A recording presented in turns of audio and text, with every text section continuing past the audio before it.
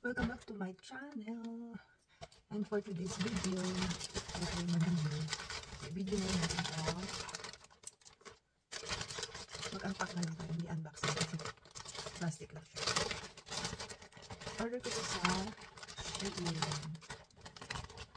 FYI nga pala guys, sa Shein, hindi ako masyadong nag-order ng marami. Umu-order na, nagbabayad pala. Kasi mostly ang ginagawa ko is kinukulit ko yung points, and then pag naka 500 points na ako, saka ako i-check out yung mga na-add to cart ko. Kasi guys, yung points na yun is pwede mo siyang i-deduct dun kung magkano yung amount ng in-order mo. So i-minus yung points mo dun. Kasi yung points guys is equivalent to pwede mo siyang ipalit as pera din. So kung consistent ka guys na just check in every day consistent ka, tumataas yung points mo. So sipag-sipag lang. So ako pag naka 500 points na ako, yun, it's time to check out. So yun lang. Tips ano pa lang sa inyo, baka hindi nyo alam na yung points. Kasi yung points mo is may value siya. So ito na yun. So hindi nyo kailangan mag-spend ng too much. Ito lang, marami sila sa inyo kung mga ano siya na magandang quality and very useful. Like ito, organizer ito guys. Like yung mga cable, like kung sumayos tayo, kaya yung charger, yung power bank, and yung mga cables, USB. Ito siya guys. So 114 yan. So yan, organizer. Mga cable organizer. So yan. Maganda naman ang kanyang quality. Actually yun guys, ano ng quality. Promise. Hindi kayo magsisisi. Dalawa lang kinuha ko. So yan. Yan, bibigyan ako ng isa.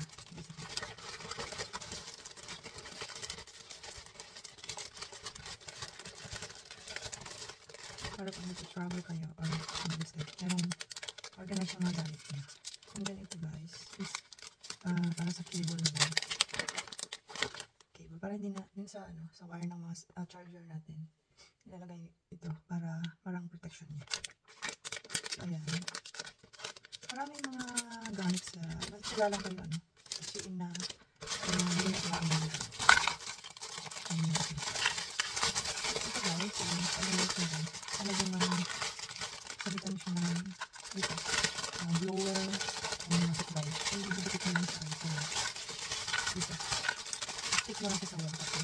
Pwede mo lang sabit yung blower mo dyan. Supply mo, like that. Ayan. Diba? So, kasi yun guys, ang amura ng cellphone Ito, nasa lang to, 80. Ganda, diba? Ganda niyang kapal. Wow, I like it. So, Shein, napakaraming phone case na napakaganda. Napakamura rin, promise. Ganda type ko, trip ko yung design. Yung sa iPhone na luma. Pila ko yun, kasi luma na nga siya, luma pa yung case niya. Ito guys, nail glue. Kasi nahilo ko ulit lang pala siya. Sa ating mga kakikayan. Ayan, try ko nga ito kung madikit. Ito is 3 pieces. Nasa parang 40 plus lang. So, maraming mura sa Tsagain nyo lang mag-scroll. Maghanap. Ito naman, last guys. Ito sa pangkuko din to. Pang glue din siya. Dalawa yung try ko. Try ko kung alin ang much better. Kasi good adhesion. Nail glue din siya. Sale lang din kasi parang 24 NT or 30 NT. Yan. Ano pa ba? Pang mga kikay, pang mga anik-anik lang.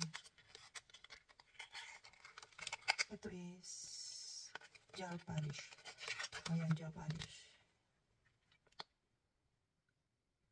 Oh, napaka-sticky. Try ko rin ang kasi mga nail polish ngayon guys, iba na rin siya. So ito yung ginagamitan ng LED.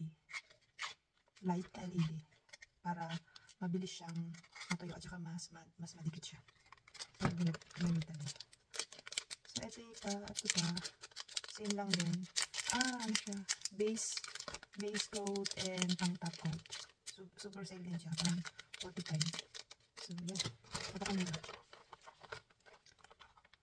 Gel nail polish, soak off and UV lid. Ano to guys, madali lang siyang tanggalin pag sa kamay, madali lang siyang matanggal. Isusok mo lang siya, babagad mo lang siya, susok mo lang and babad. Isang set siya is nasa 60. Diba, napakamura. Meron ka ng iba't ibang kulay. So ang kinuha ko guys is pero puro yung mga light colors lang, like this one. Parang yung natural lang, natural color. Okay.